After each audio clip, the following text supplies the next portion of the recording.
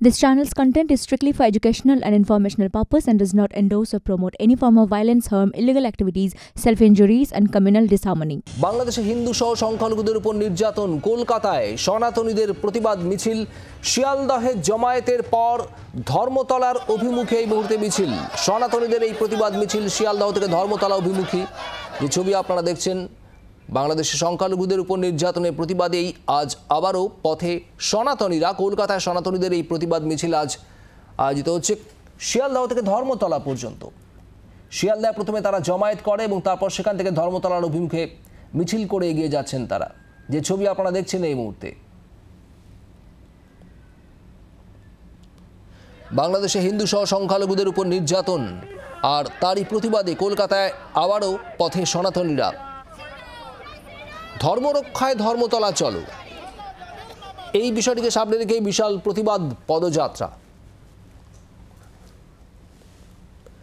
মিছিল থেকে সরাসরি রয়েছেন আমাদের প্রতিনিধি অয়ন ঘোষাল। অয়ন, এই মুহূর্তে কোথায় মিছিল এবং যারা আজ এই পদযাত্রা অংশ নিয়েছেন কি বক্তব্য, বার্তা তাদের?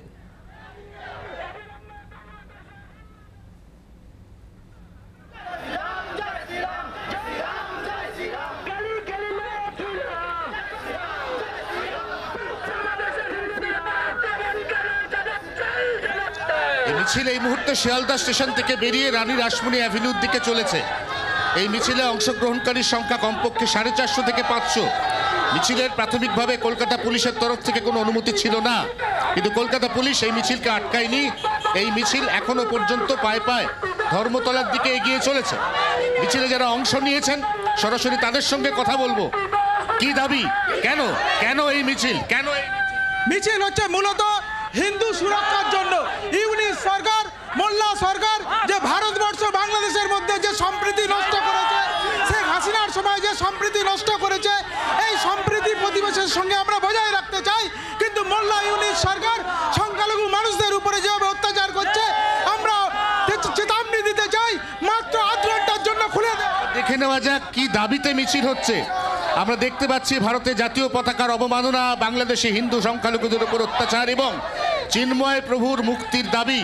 তাতে এই পদযাত্রা বাঙালি হিন্দু সুরক্ষা সমিতি তারা নিয়েছে এবং তারা এই মিছিলের শীর্ষক দিয়েছে ধর্ম রক্ষায় ধর্মতলা চলো। নারায়ণদা, ধর্ম রক্ষায় ধর্মতলা যাচ্ছেন, কজনের মিছিল?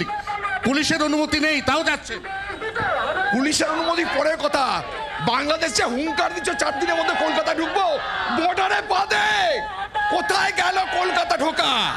বর্ডারে পা দিতে পারবি না, এটা ভারতবর্ষ।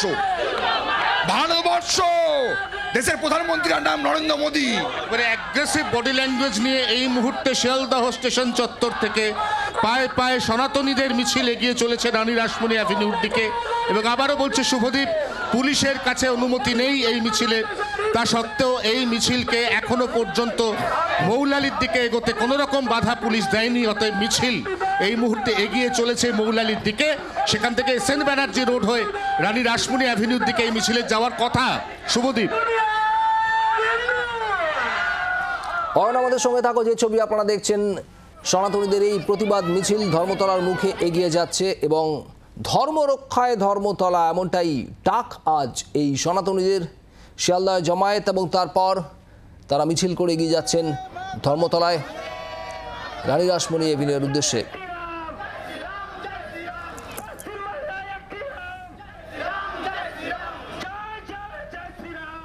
যে ছবি আপনারা দেখছেন, এই মুহূর্তে মিছিল এগিয়ে যাচ্ছে, বিশাল পদযাত্রা।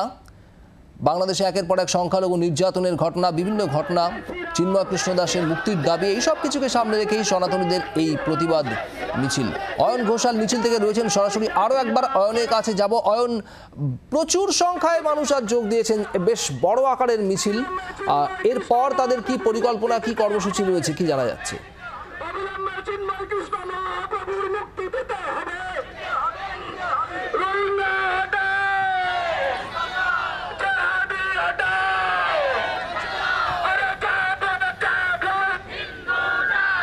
দেখো, অরাজনৈতিক ব্যানার থেকে এই মিছিলের ডাক দেওয়া হয়েছে। এই মিছিলে এখনো পর্যন্ত উপস্থিতির যে হার, তা সংগঠকদের যথেষ্ট উজ্জীবিত করেছে এবং তারা মনে করছেন এটা সবে সূচনা।